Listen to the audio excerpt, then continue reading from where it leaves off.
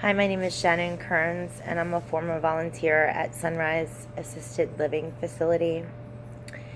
On August 12th, 2017, I visited the residents once again and taught a lesson, and there were about 10 participants in total, and I was asked to do the lesson twice, and I'm going to tell you about the first lesson. The first time I was asked to do it to the residents that were strictly Alzheimer's patients, and then the second lesson were the residents that I previously worked with and did activities with as a volunteer. I came prepared with strips of paper with questions on them to spark reminiscing, and the questions were like, did you do well in school in a particular subject? Could you tell me a story about when you were young? Did you have a pet? Talk about these things. Tell us this happy story from your childhood. And I encourage them to answer with stories and be specific about what made them happy, or a specific story about their pet or their favorite subject. Again, being a former volunteer, it made it sort of easy to motivate the residents to become involved. The only thing that I thought is I'd have more active participants, but some of the health of the former residents declined, and I think that if they were feeling better, they would have participated. Overall, the men and women I knew before were perhaps a bit less motivated because of health issues from when I volunteered 6 months ago on a regular basis. Upon arrival, I recognized that many residents recognized me, and I was happy about that. I haven't been in Sunrise, like I said, for like 5 or 6 months, so I would temp for Alexandria day facility, and that was consuming my time getting to know those residents. But I needed to do the lesson on a Saturday, and they were available, and it was a good opportunity for me to see those residents that I really loved again.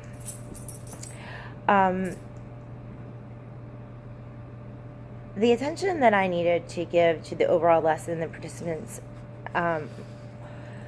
was minimal. I think I started rounds. I started getting them motivated because I brought incentives. Like I remember calling bingo and bringing chocolate, and I think that was a really good thing for them. They got excited about winning any kind of prize, even if it was a small chocolate or a mint. That made them want to participate and kind of brought a challenge to the group a bit. So that helped them. And also the fact that I was trying to tell them that it was a good opportunity for them to talk about themselves and kind of get together and discuss their past, and it would be a fun activity, not a boring one, and so that kind of motivated them to come in too. I promised the lesson would be fun and it would be easy to share stories about themselves, and so when we did meet in the main room, which is the meeting room, we went from the living area to the meeting room, and then the participants that were harder to involve, I told them that maybe another time I would come in. We started off, I modeled the lesson. I had strips of paper in a big bowl, and I picked one out, and I read a question, and I gave an answer, and then I backed it up with a story, a personal story. They asked me questions about my personal story, and I elaborated, and so I asked them to do the same exact thing. They loved talking about themselves and their past, and I think that the role I played, the leadership position, turned from a direct instructor who modeled and directly told them what to do into a facilitator, and I kind of let them go on and ask each other questions and then tell stories about their past and reminiscing, and it turned out really well. Everybody was actively involved, and that made me happy. I think, what else did I want to say? I think the personal dialogue made the atmosphere easy to share, easy to talk about, easy to tell stories, easy to laugh, easy to, kid and cut up with each other. And that's what made the lesson impactful to others, to learn more about their fellow residents, but also to share about themselves. And They loved sharing about themselves. They loved telling stories about their kids, their grandkids, their lives, the funny stories that happened to them. I have some of it on video, and I would love to share. There's one resident in particular that talked about her cheerleading days and how that was so important to her, and it was special to hear that because she's over 90 now, and she remembered specifics about being in high school. I think during reflection and self-evaluation, the lesson went really well, and it was a success. One thing that stood out was it was funny. Like, the stories that were shared were funny, and I went in there and I needed to laugh. Like, it was good to see them and to laugh. And I observed the residents laughing at each other's funny stories, and I observed them listening to shares and responding accordingly. I felt confident that if I left the room, they would continue to participate. They would take the strips out of the bowl, they would read, and then they would share, and then they would contribute to others' shares. And that made me feel good as well, because I think if I left, it would have continued.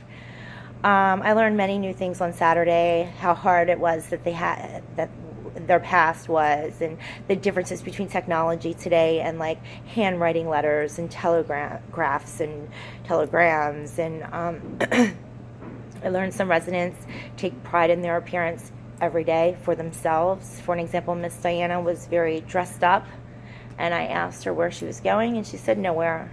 She said, I do this for myself, and I learn a lot from them every day. So, well, when I volunteered every day, I learned a lot. The highlight of the day, I think, was laughing. I haven't felt that at ease for quite a while, and I enjoyed the company of the residents. I need to work on when someone is sharing, when the share goes on too long, how to acknowledge cues from the other participants and actually act on them. When I see them losing interest, I need to cut or interject, and I felt it was a lot easier to do that with children than it is with the elderly, because I felt disrespectful. So that's something that I'm going to need to work on if I continue to do fun lessons with them as a volunteer. The highlight of this experience is hearing the residents' stories and their opinion and seeing their enjoyment when they share. I think everyone likes to talk about themselves, and everyone likes to tell funny stories, and overall the lesson was a success. We did rounds. There was a lot of participation.